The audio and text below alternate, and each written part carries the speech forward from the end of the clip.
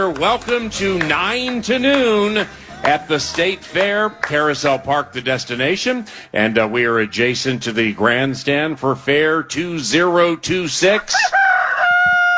9 to noon traditionally kicks off the State Fair for the Core 4 of radio shows at FM 100.3 KFAN. And here we are at the Great Minnesota Get-Together. The Como Avenue strain was real at 7 a.m. Snelling, less than compelling, but smiles and happiness rule the roost here at Carousel Park, ladies and gentlemen. You're so excited and happy to be at the Great Minnesota Clomp together, and 9 to noon is in the air. That's Eric Nordquist. I'm Paul Allen. Some call him Nord Squish. Some call me Ye Old Jokester, or PA. We are Minnesota Vikings football aficionados. Any questions? We didn't come all this way to not have people massage our elite Minnesota Vikings related minds. We didn't come all this way to figure out why the Valkyries box and one defense can be stifling. We are here to satisfy all your purple-loving needs and at no charge. You don't have to hit a sub button or like us. But any questions? We're here. Vikings-related questions? Okay. Yes, young man, what's your question? Oh, a J.J. McCarthy-related question. That's an absolute shocker, given the polarizing nature of the kid with the curly hair. And what a perfect way to start Vikes Bites. Vikes Bites provided by? Vikes Bites! Vikes Bites. Brought to you by Kinmount Exteriors, KinmountExteriors.com. Siding, roofing, windows, and decks. Oh my, Lakeville's finest. Kinmount Exteriors, KinmountExteriors.com. Kevin O'Connell, head coach of the Minnesota Vikings, said this yesterday regarding quarterback J.J. McCarthy and potential inclusion Friday night at Empower at Mile High. Ahmad Hicks of Fox 9 and Kevin Seifert of ESPN on the peppering. Devin, go ahead and hit it. So, Coach, did you divide up the second-team reps this week because of J.J. McCarthy's ankle? Yeah, it was really only, on Monday they really weren't divided up in any kind of particular way. We only had so many reps coming out of the game because the ones, only basically got 1 or 2 reps a period. Or they got all the reps, the twos, and the other guys only really got 1 or 2 reps a period. So really, yesterday was more out of, just knowing that we wanted to try to hopefully get him turned over. And now today's such a there's so many ones versus ones reps today. Felt like it was a good opportunity to let him get the next couple days to turn over and feel really great for Friday night. So just to be clear, you're thinking JJ could still start Friday night? Yeah, I mean, to me, at this point, maybe not getting as many as maybe we wanted to in the last preseason game. I think these reps are still so important. I know, we look at all this as such a big picture thing all the time, and but I still look at these reps for a young player as really important, and he's had a really good offseason and a good training camp, and I still think these reps are important for him to go out there and move the ball and move the team, put the ball in the end zone, and that's the goal. But also, if we can't get him there, we can't get him there. That's head coach Kevin O'Connell, head coach of the Minnesota Vikings, and he's discussing the final preseason game tomorrow evening, and that'll take place at 8 o'clock on FM 100.3, KFAN, and Fox 9. It's a simulcast. The 9 to noon producer, Nordo, nailed it Tuesday. The head coach validated Nordo's elite NFL mind by saying, here we are. Like Nordo, the head coach wants J.J. McCarthy to get more reps and ops and plays and experience. The curly-haired kid's inclusion tomorrow night, I believe, is still very much in question. And that's the latest with the obligatory J.J. McCarthy polarizing plunge courtesy of 9 to noon. Nordo, you're seeing it clearly, and good morning. Good morning. The ankle thing, though, that's, as part of being available and all of these reps, I want him to get out there on Friday night. It's going to be friends and family night at Mile High in some respects with the third preseason game. But I do believe that he needs every single opportunity. It's cool that he gets XYZ reps during the practice periods at TCO, but full speed at least some semblance of competitive action on the field is absolutely necessary. And now, once again, we have this will he, won't he because of the ankle thing. And that's a little bit frustrating, but it's certainly a different approach, it feels like, this year from Kevin O'Connell at the podium. And as honest and forthright as he was about it with JJ, we're going to see probably Carson Wentz on Friday night, it sounds like, potentially. And then, of course, Max Brosmer takes it the whole way. But regardless of, I mean, man, the hottest talker in town is the backup quarterback. Hot talker.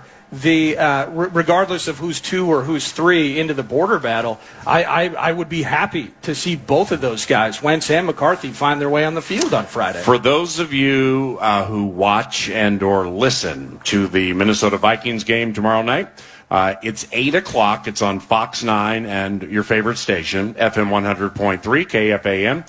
A preseason highlight for many, including yours truly, takes place in the third quarter tomorrow night. That's when head coach Kevin O'Connell is mic'd up on the sideline. And if you haven't seen it over the last couple of years, it's fascinating. When the offense is on the field, say Brosmer's the quarterback, Xavier Scott's the tailback, and your receivers are Dante Fleming and Dylan Bell. Well, he'll tell us, all right, guys, here's what we're going to do. We're going to hand it off to Xavier Scott. He's going to run to the right side. Now, the right guard, who could be Vershawn Lee, Walter Rouse, or guard to be named later, Delby Lemieux needs to pull out and pick off that guy 46. If he doesn't get 46, the play's not going to happen. Then on the backside, we're going to need tight end, let's say 83 Bryson Nesbitt or 86 Gavin Bartholomew. Well, we're going to need him to get the safety. And if both those things happen and Xavier makes one guy miss, this can get to the house. All right, here we go. And then we watch the play. He talks during the play, analyzes it after the play, and it's a preseason highlight. It's he's the only coach in the National Football League who makes himself that available that way during the course of a game. So that's tomorrow night, third quarter. Aaron Jones, running back for the Minnesota Vikings, he'll join us mic'd up from the sideline for most, if not all, of the fourth quarter. That's the final quarter of the final preseason game. Then 2 weeks from Saturday, it's a border battle. The Green Bay Packers are at U.S. Bank Stadium. Any questions? We didn't come all this way to not field Minnesota Vikings-related questions and massage our elite football minds. You, okay, ma'am. Dylan Bell, I'm glad you asked. Undrafted rookie receiver from Georgia. To put him on the active 53 is a super long shot, but consider this. One of your new favorite players is going to be a man named Juwan Jennings, and he wears 14. And in watching a spirited, physical, really out of character, rough and tumble practice yesterday. It was a civil war. It was Vikings ones versus Vikings ones, KO and Kyler versus Flores and his group, and it got chippy and it got nasty yesterday. I mean, they went after it. It was one of the better practices that I've seen in quite some time outside of the joint practices. And in said practice yesterday, you know, the ones who played Friday night didn't really get much run, but Juwan Jennings gave us a little snapshot of his blocking ability with linebackers and safeties and DBs and things like that, and it looks good. So when they start playing games that count, you're going to see a 45 Max Bredesen, a rookie from Michigan. You're going to fall in love with him immediately.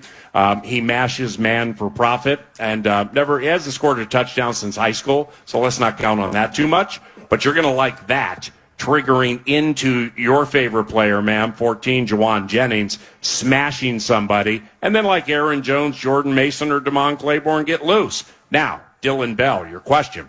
If I'm Dylan Bell, I craft my entire existence around becoming the next Juwan Jennings. I don't worry about catching passes. I mean, if I catch them, I catch them. I don't worry about being big-time pass-catching wide receiver du jour. Nah, I take a crafty route. I look at that guy on the one-year deal, and I see how long he's lasted in the league, being one of the better physical run-blocking receivers in the last 2 decades, along with the likes of Larry Fitzgerald Jr., Hines Ward, Anquan Bolden, and Juwan Jennings. And if I'm Dylan Bell, then I want to be the next Juwan Jennings, who happens to be on a 1-year deal. Did you know Dylan Bell took an official recruiting visit to the Gophers? I think in 2021 with Chris Ottman-Bell before ultimately committing to the Georgia Bulldogs. Really? P.J. Fleck almost had Dylan Bell, yes. Crazy. Well, Dylan Bell's now with the Vikings. He wears 89, and you'll see him quite frequently tomorrow night. Any questions? We did not come all this way to talk about Taj Bradley's earned run average against the Sacramento Athletics. Yes, question, blurted out. If Kyler Murray performs incredibly well this year, would we sign him to a ballyhooed rich extension? That was the question, right? Well, there was a little quarterback here a couple of years ago named Sam Darnold. And Sam, the man who used to play on the Fan, came here, and he was kind of like a wounded, battered animal. You had to put off to the side and let him chill for a little while and get into a new kennel. Well, when he got here with the chief dog trainer, who ended up becoming coach of the year, everything turned around. Well, then we had a little game at Ford Field, Week 18, and Sam, the man who used to play on the Fan, did everything he could to make sure we weren't the number one seed in the NFC. Yours truly and several others got quite frustrated with him and was like, you know what, just go ahead and let him walk, and we'll roll with J.J. McCarthy. Now, that's not to say McCarthy does not have a positive future in front of him, but yours truly, that was a bad take. And whomever formulated that opinion, period, it was a bad take. Why? Because Sam Darnold was last seen hoisting the Lombardi Trophy, and he was very good last year. How does that factor into what you're saying? If Kyler Murray performs incredibly well, is it a must that they give him some big, fat, rich extension? And good morning. Good morning. I think it is a must. But it plays into Darnold because I don't know if the Wilf family, I don't know if the decision makers in that building are going to sit there and go, are we really going to do this again, gentlemen? Are we really going to give up on somebody after providing us? I mean, a really good year means 12, 13 wins, right? Yeah. A terrific year means potential for bye week, vying for the 1 seed. Darnold won 14. Maybe winning the first playoff game in Kevin O'Connell's tenure as head coach of the Vikings. Any questions? If any of that happens, we're going to spend segments and segments and segments 9 to noon, not talking about the backup quarterback. We're going to be talking about, will it be all of them, 40, 45, and upwards of millions of dollars a year for Kyler Murray and a fat extension. No way they let him leave the building if that happens. What about the passing punter versus the Melbourne Masher? The punting situation. Ooh. Biggest position battle on the team. 8 o'clock tomorrow night, Fox 9, KFAN. It's the simulcast. It's the Vikings and the Denver Broncos. KO mic'd up on the sideline for all of the third quarter. Now, that's part of the Timber Tech What's on Deck set list. And What's on Deck 9 to noon includes P.J. Fleck, coach of the Gophers, being here at 11 o'clock. The 9 to noon duo, we'll call it a show. We'll call it a 6-segment Thursday, so the Gophers football weekly group can take over, led by P.J. Fleck. We also have a Rube of the Day promotion this year at the State Fair. And for more information, let's go over to our Rube of the Day. Ladies and gentlemen, from the fighting city of Chaska, Minnesota, can I get a witness and a raucous round of applause for the producer, Eric Nordquist? Mad producer. Thank you.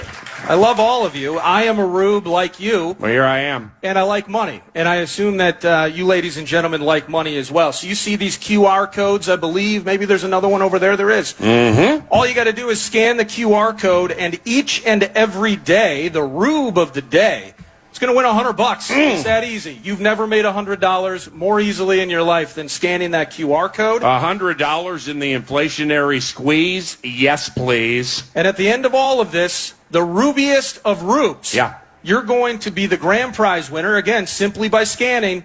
You're going to get Vikes Packers tickets and $200 to spend at the bank week 1, September 13th. So scan that, and that's all. That's, of course, thank you to Mesh Besher and Spence for supporting the Rube of the Day. Here we are. Here I am, ready to field any questions during the state. We'll get to them. Billy, Johnny, Christy, Susie, Tamika, and Antoine over there, all excited for these Vikings questions. We will be here until 11 o'clock, then all next week. And when we return, we believe elite Timberwolves and NBA mind Dane Moore of the very popular Dane Moore podcast. He's going to be here to chop it up with 9 to noon. After that, Kevin Gorg, one of our favorites. He is the side rink analyst for Minnesota Wild games. Then PJ Flecknetizes the crowd at 11 o'clock. That's Nordo. I'm Paul Allen. Devin Ward guides the Great Ship Love Covenant at FM 100.3 KFAN. Welcome to the State Fair, ladies and gentlemen, and let's have a funky good time today. What do you say? This is PA live from the Minnesota State Fair on the Fan, presented by Mesh, Besher, and Spence. Crisp fall flavor starts at Whole Foods Market.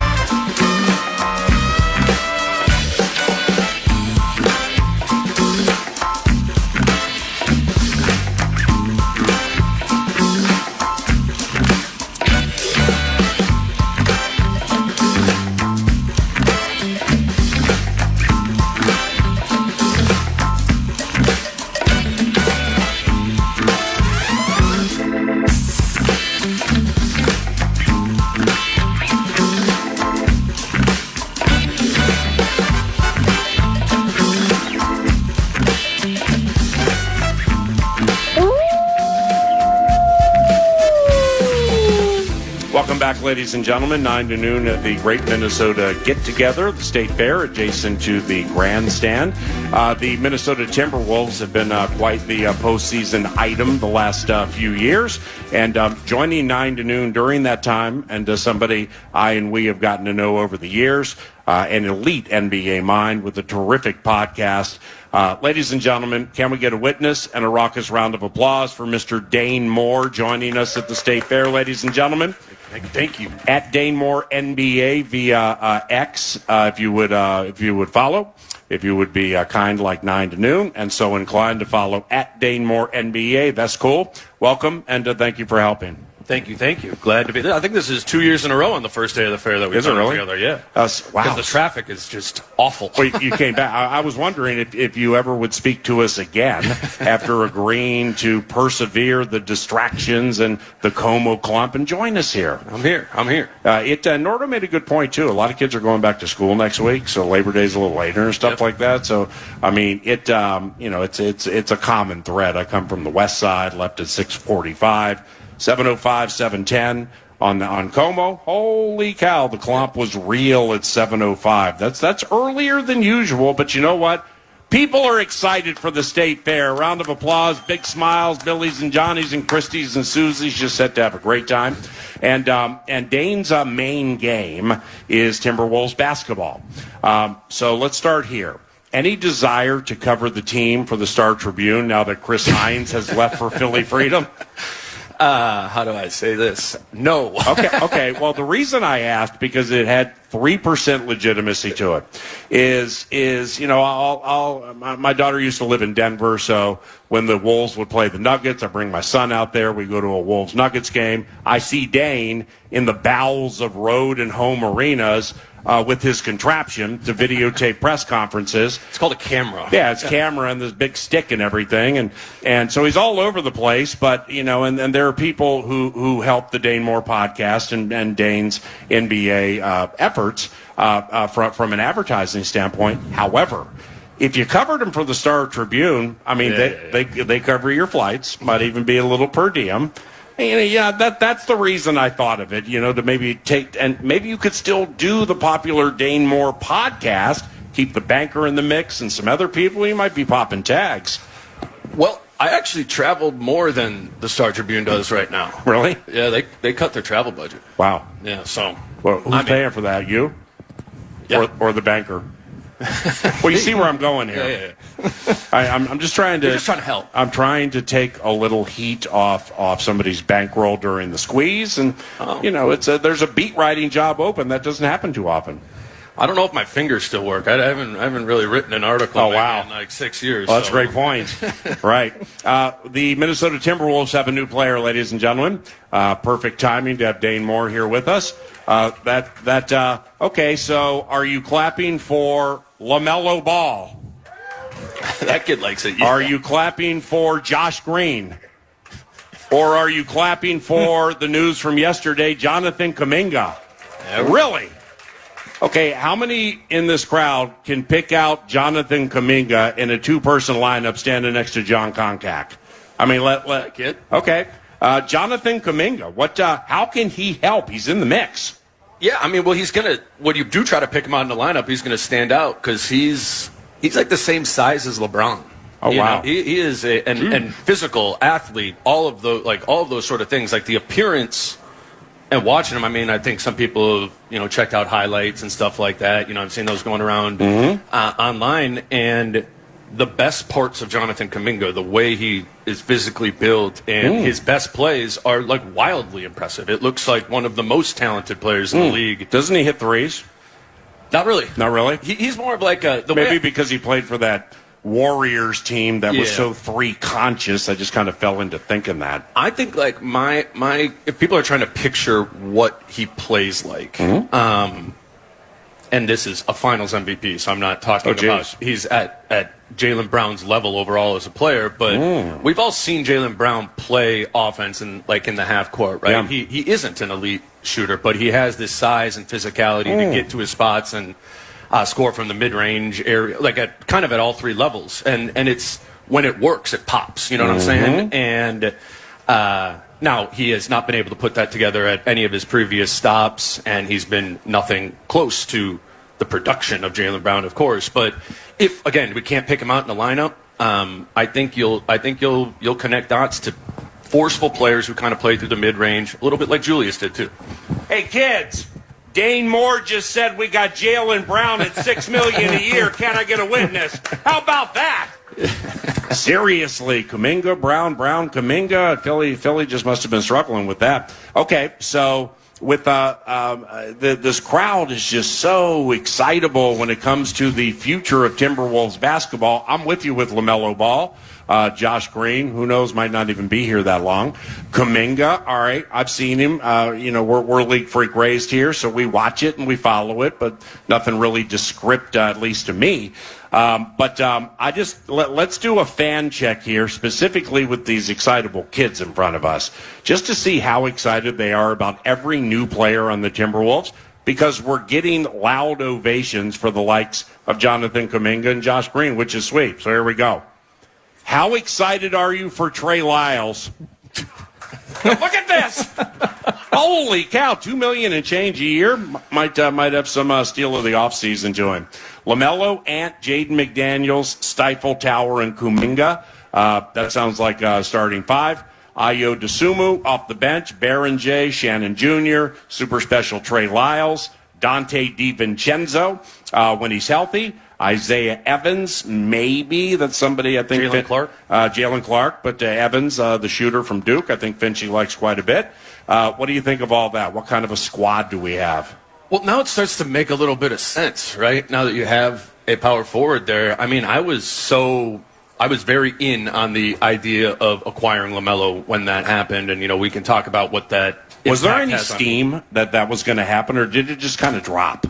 It was kind of drop. I mean, I know that going back and, there's been reporting on this for the past couple of years. They've been interested in that because I think they've been interested in adding a point guard next to Ant. And, last year, because Mike got older, they kind of were thrust into making Anthony the point guard of that team. And from talking to Finch, or I know from me interviewing Finch over the years, like Finch has always viewed Ant his best version of himself as a two, of somebody who can attack a shifted defense. Now, that doesn't mean he's not going to have the ball in his hand sometimes. It doesn't mean he's never going to run pick and roll, but I don't think Chris Finch has ever viewed Anthony Edwards as like James Harden version player, and more so a lethal, what he says all the time, right? Hard-wired scorer. Like, I think that's what Finch has always viewed for Anthony, and I think it's what LaMelo can unlock in him. You have followed but then covered Timberwolves basketball pretty much since Pooh Richardson, right?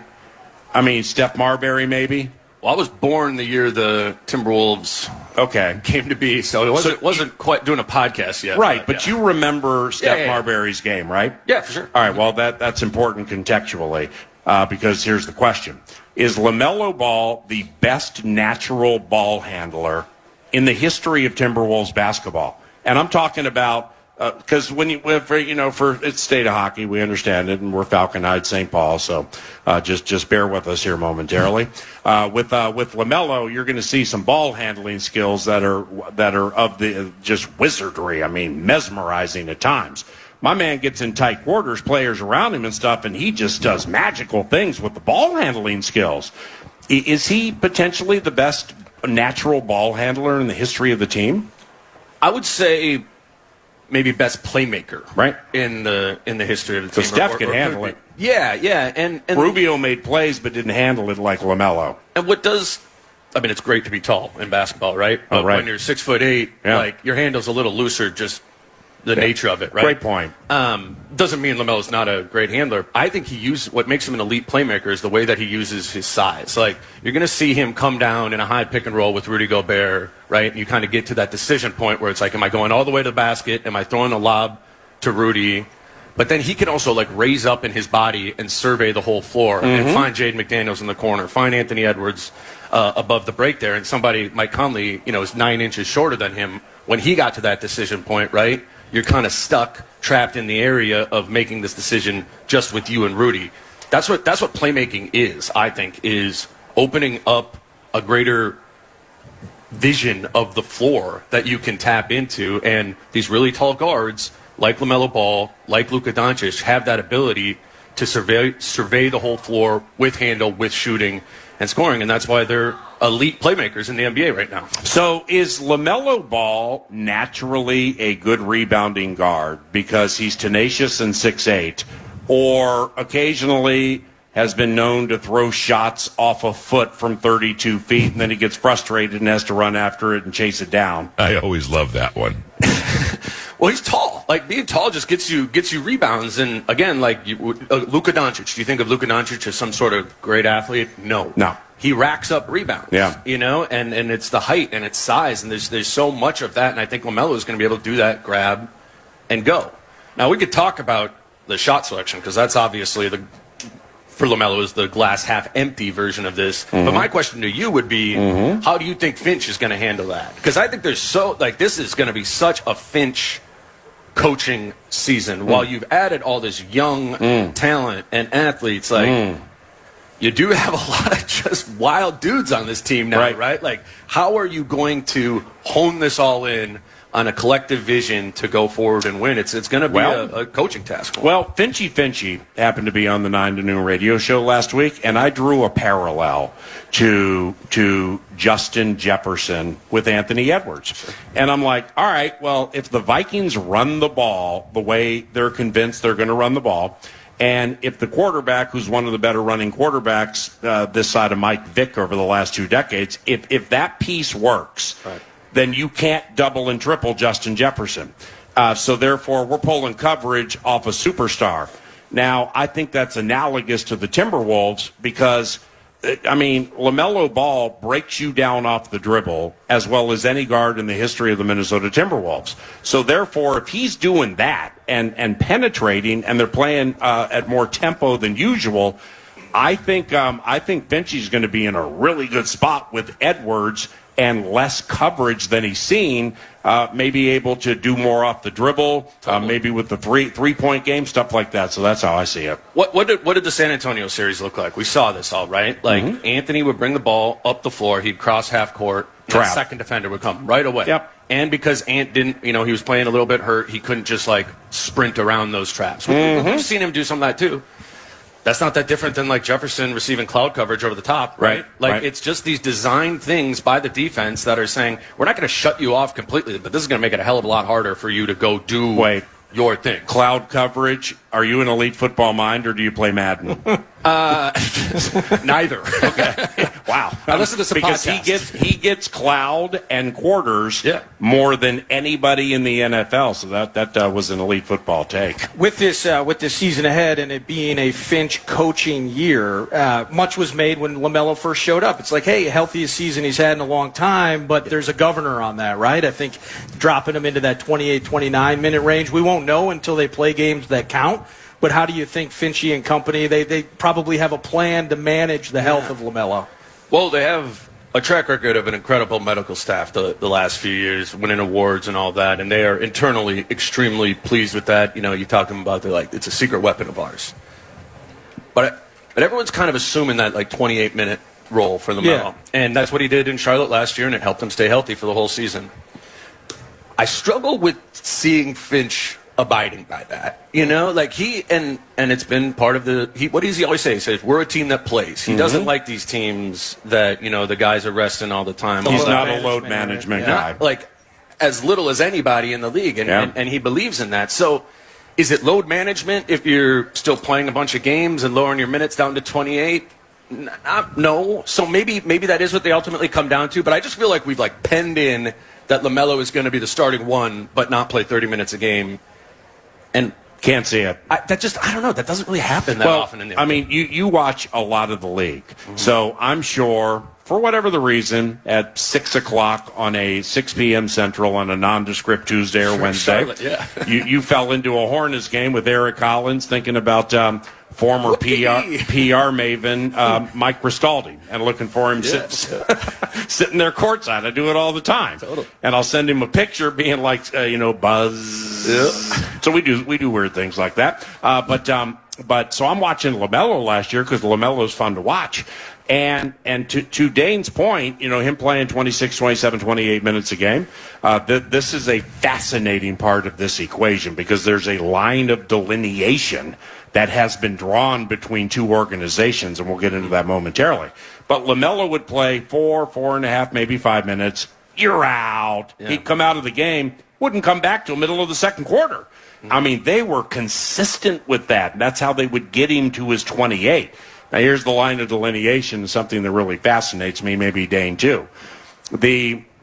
The Charlotte Hornets, all right, so they moved LaMelo Ball. They get Naz Reid. They moved a bad actor named Miles Bridges. Good player, had some significant problems off the court. They moved him too. So we got a culture change taking place down Charlotte, Raleigh way. That's how they see it. The LaMelo Ball played 72 games last year and was quite effective late in the season when they actually were making a play into the postseason push. So he had a dangling carrot. He had something for which to play, and I think that was important to the Timberwolves when it came to the acquisition. But here's the rub. If the Charlotte general manager is like, all right, guys, you can have him, and here's the deal. If you think you're going to get 72 games out of him, I got beachfront property for you to buy in Nevada at a very, very cheap price. Meanwhile, on this side, I know factually there are important decision makers who are like, nah, we're getting him at the perfect time of his career. Maybe they both can be right, but somebody might be terribly wrong, right? I think a big part of him staying healthy, whatever it is, it's just working on his body. And I think that's if you want to do a fair critique, I think LaMelo gets all sorts of unfair criticism for his play and the style of player he has been in the NBA. But a fair critique is that I don't think he's put on the strength that you would like to see at 25 years old yet. Right. And I think all of those things do tie in to balance and to just staying healthy in general. So, again, working with an elite medical staff, working with an elite weight training staff, and convincing him to actually invest in that, like Anthony Edwards has invested, like Jaden McDaniels has invested, it could make a difference. But yeah, this is a question mark with LaMelo Ball. I think the health one should be a question, and we could ignore a little bit more of the cuckoo crazy stuff because there's a lot of that in the NBA. Dane Moore via X at Dane Moore NBA at Dane Moore NBA. He has the Dane Moore podcast. Give that a listen. It's branched out into some outside of basketball topics and stuff like that. He's very good at what he does, and you can follow it at Dane Moore NBA. Nordo? Yeah, is this team abnormally young? Now, I don't know the age situation across the NBA. Like the Clippers feel like they're 50 years old every year, although that's changing now. Harden and company are gone. But I think, so we got old man Rudy. He's mid-30s. Trey Lyles has got to be up there. Dante, maybe late 20s. He's on the shelf, of course. But then everyone's like 24. So young. So the coaching year for Finch and organizing a ton of talent, but maybe immaturity or lack of experience is really the route I'm going. That's part of that too. And I wonder with Finch, I think he's uniquely capable or at least uniquely willing to take on some of these funky situations. And I think that goes back to, I've had conversations with him about coaching overseas, and I remember asking him when it was going to be Cat and Rudy, 2 centers. He was like, when I coached overseas, my 3 best players were my 7-footers or my centers. So he started all 3 of them. You know, he's kind of always had that approach. In the G League, like, you want to win in the G League, you're probably not starting a 1, 2, 3, 4, and 5 traditionally. Right. So I think Finch is the type of coach who at least doesn't push back too much when Tim Conley presents him with these roster moves. Is like, all right, is it getting us more talent? If it's getting us more talent, it's something we can work on. This team is consistently bought low on the guys who have these poor perceptions externally, and I think they find it to be an inefficiency. They did that with Rudy Gobert, right? Like, I mean, remember 5 years ago how we were talking about that trade? Like, but they saw an opportunity there. They saw that in Julius Randle, and now you can have mixed reviews on Julius Randle, but it was kind of the same thing. We're like, this guy can't do anything ever. Boom, Western Conference Finals. Again, like, they consistently take these quote-unquote risks, but I think their risk analysis is that it's not actually as risky as you think. They're kind of doubling down on that now. You had LaMelo, and you're going Kuminga, you know? So testing the luck a little bit, but it would be hard for us to critique that approach that Conley and Finch have deployed around, undervalued assets. Now they're young now too. That is at least Rudy was like a vet. You know, Julius was a vet. Like, these are young guys still kind of finding their way a little bit in the league. So again, going to be a bigger challenge, but I don't know what can we say, right? And Finch has done maybe 2 or 3 different. He's had to make 2 or 3 different incarnations because of Connolly and the trades and such. It's really impressive. 9 to noon is at the State Fair, Carousel Park, adjacent to the grandstand. A final segment with Dane Moore at Dane Moore NBA via X is around the corner. You're listening to KFAN. Thanks to Mesh Besher and Spence. You're listening live to KFAN. Do you think they want to run and play fast and the run with the Wolves bit? LaMelo, super fast point guard. Ant can run. McDaniels can run. But if you believe that they want to dramatically increase the tempo into the 26-27 season, with Rudy out there, is that possible? Yeah, I don't think Rudy is prohibitive in making your team play fast. He will, and they tried to push it last year. You saw Rudy be intentional about moving last year, and he understands the value of, the average possession in the NBA when you play in transition generates 1.25 points per possession, and the average possession when you're in the half court generates 1. Oh yeah, we saw that, Nordo. It's just math. Yeah. And so somebody like Rudy, who is very analytically sound, understands that. He's gonna push to run and do it. I think the question is, are the actually fast guys gonna go out and run? Right. You said Anthony can do it. Certainly can do it. Right. I think with him, I've seen him run and be a potent transition player when he has other guys out there with him to run alongside him.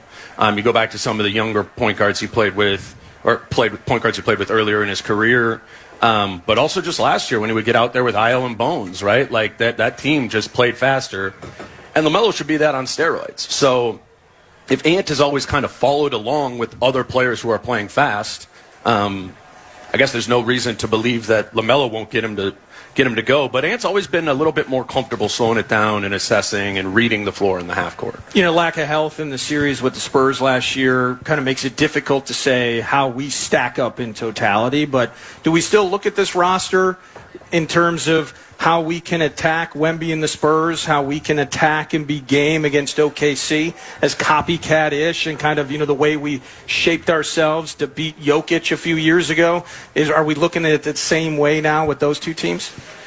I don't know, man. Everybody wants to make it this thing where it's like, what are you going to do in the playoffs? Yeah. And I get it. Like, that's ultimately the end game. But what you are going to do in the playoffs is developed during the regular season. This group needs to not be the 6th seed again. Right. This group, if they want to beat the Spurs or they want to beat the Thunder in the postseason, figure out that identity during the regular season and build on it and cement it. I feel like this team, which is hard to do, but has kind of flipped the switch in the playoffs when the first round came around.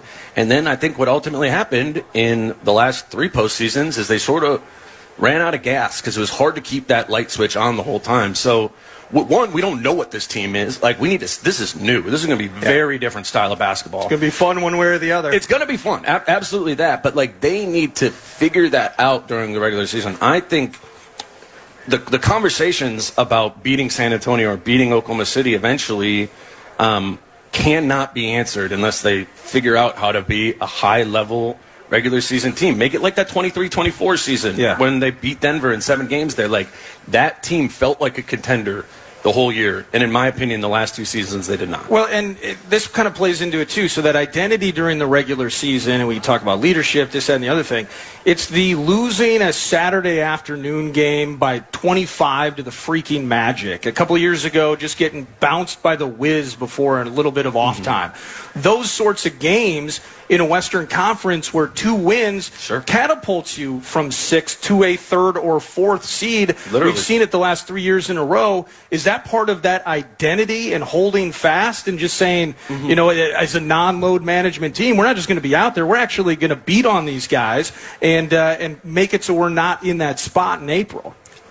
They got a little better with that last year, I felt. Like, remember when it was like, okay, whenever a team who's in a bottom team in the Eastern Conference, it was like, bet on that team if they're playing the Wolves. Like, we're a couple years of... Take the plus 14. Yeah, right, for real. On a Saturday afternoon at home, it's almost like they didn't want people to come. Exactly. Honestly, they were losing every single one. I know, but that did improve. That did improve last season. I do always say on this topic, every team loses a bad game to the Wizards during the season. The team, I'm sure the Knicks had some terrible losses. They can't go winless, right? Yeah, but like it's about like lowering that to a reasonable level, and it's all part of the process of being a dialed-in team from, you know, the first day of training camp on September 29th or whatever through the entire season. Like, don't lose focus. And I think the young guys like Ant, like Jaden, that I feel like is starting to download in them. And I'm just telling you, I don't think it was 2-3 years I get it. ago. Right. You know? And they're 25, 26 now, you know, like they're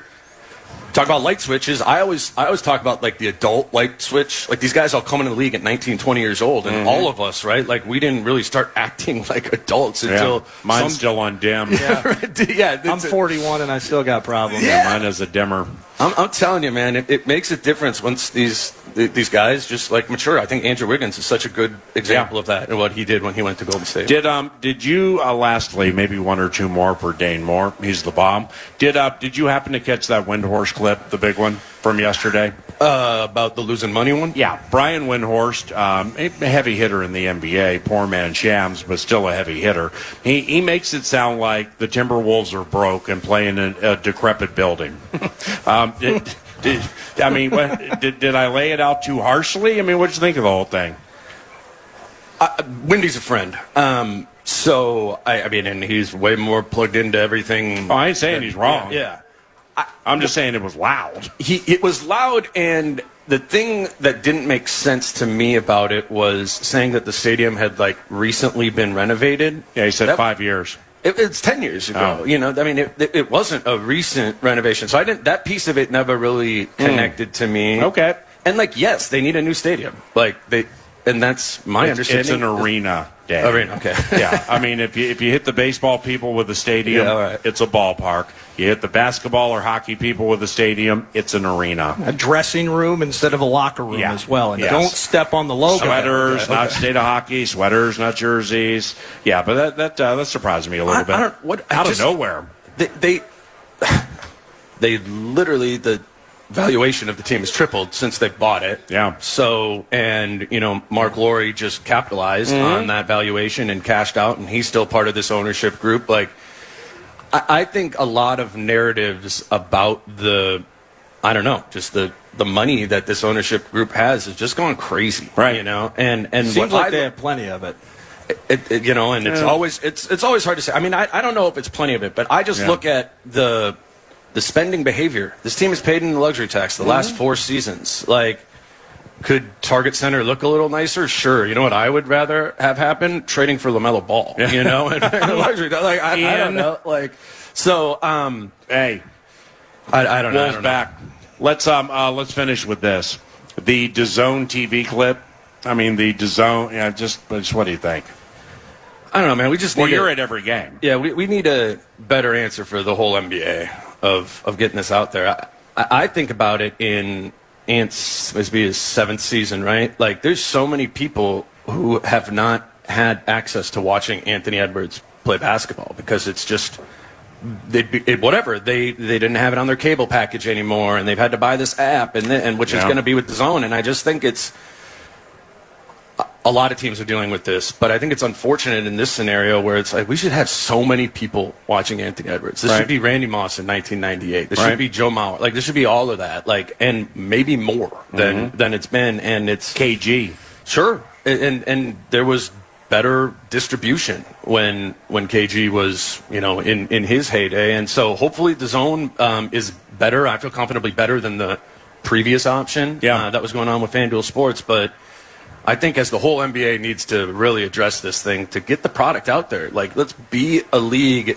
that has the fans watch the games. We don't need it to watch your highlights online or whatever. But, like, if you want to be able to watch, that shouldn't be that difficult to do. Okay. Lastly, with your podcast, what led you to branching out? I mean, it's mostly been an NBA-related podcast and still is. But, like, of late, Nate Tice, big-time football mind with Yahoo, Mike Tice's son, Matthew Collar, who's doing a new podcast. Alec Lewis, our friend, is the host, called Vikings Collective. Aaron Gleeman, former frequent guest on 9 to Noon. Those are 3 of the most recent non-basketball-centric guests. What led you to this, and how are they going? Well, I thought it would be a quiet August in Timberwolves world. Yeah, right. Right before I recorded with Caller, the ownership news broke. It's like, okay, that's a pretty big deal. And then yesterday, when me and Gleeman finished recording, like 5 minutes later, the Kuminga news broke there. So I was a little naive, and I was like, well, I need to fill some episodes here in August. I'm going to have some people on. But I got it. I mean, especially with me, Gleeman, and Caller, we're all doing this independently and doing it as our full-time job. And we don't work together, but I feel like a kindred spirit with them in supporting it. Upstart Ventures. And it's such a cool thing that I think you can speak to here, and how big KFAN is, and just how big like sports consumption is the fans of Minnesota there's so many. Big time. And it's all different sports. Matthew does the Vikings. Yeah. Aaron does the Twins. I do the nationwide. Yeah, and we're some of the most listened to shows out there, period. And I think we all do a good job, but that is a lot more about just a Minnesota fan base that is starving, for sports stuff. And you experience that too. Hey, man, I appreciate you coming by. Thank you. Yes. Dane Moore, ladies and gentlemen. How about a round of applause for overcoming the clip and joining 9 to Noon to start State Fair coverage 2026. It's time to drop the puck. With Kevin Gorg, side rink analyst for the Minnesota Wild. He joins next. From the 1-800-ASK-GARY Traffic Center. This report is sponsored